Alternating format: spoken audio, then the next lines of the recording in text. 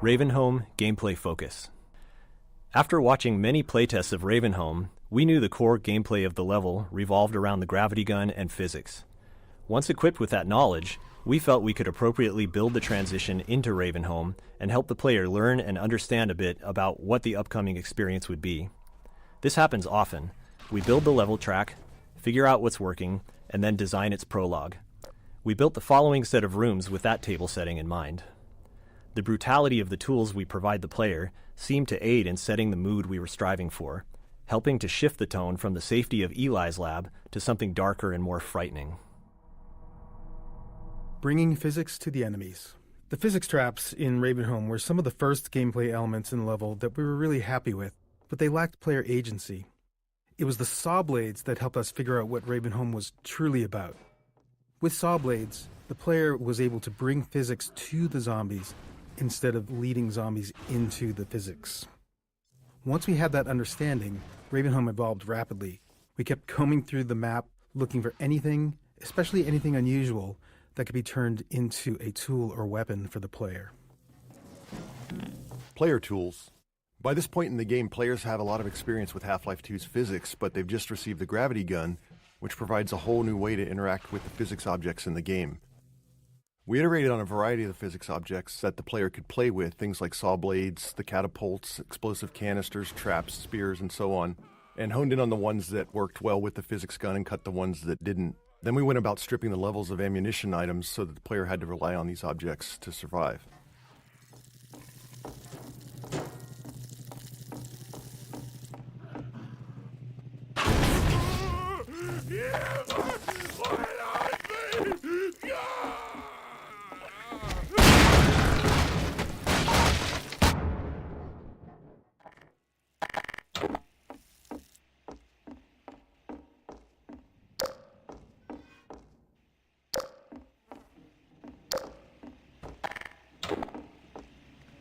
Contrived setups.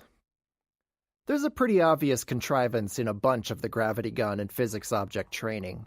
The player pulls a saw blade out of the wall with the gravity gun, and right on cue, a zombie stumbles around the corner, just begging to have a saw blade launched at it. Then the player crawls under a spinning blade trap to turn it off, and suddenly 3 zombies appear, taunting the player to switch the trap back on. We didn't have much time to iterate on this section, so we needed setups that worked for all players, not more open-ended ones that relied on them making the right move. While this kind of design has the potential to reduce players' creativity, in this case, we found that they didn't seem to mind that we forced their hand a little bit.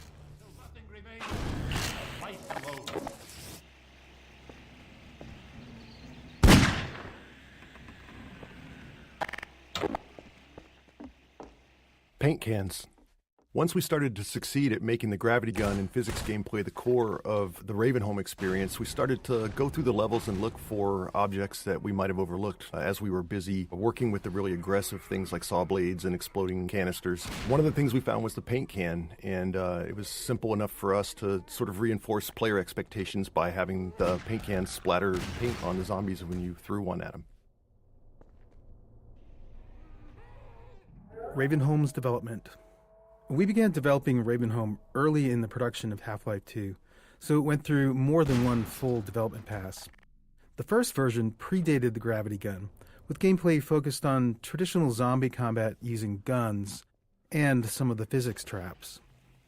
We even planned to showcase Ravenholm at E3 in 2002, but the game was ultimately unveiled a year later in 2003. By that point, we had invested heavily in Ravenholm's art, something which we generally avoid until the gameplay is fully proven. So once we went back to Ravenholm with the gravity gun mechanic in mind, we were working with a lot of pre-existing level geometry that had been designed with a very different gameplay goal in mind. Misteaching flinches. Another memorable playtest and example of the danger of misteaching players occurred in Ravenholm.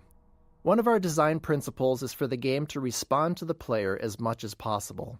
So when designing the gravity gun, it seemed obvious that if the player pointed it at a zombie and pulled the trigger, something should happen. It was simple enough to make it zap the zombie for a tiny amount of damage, causing the zombie to play its flinch animation, which felt good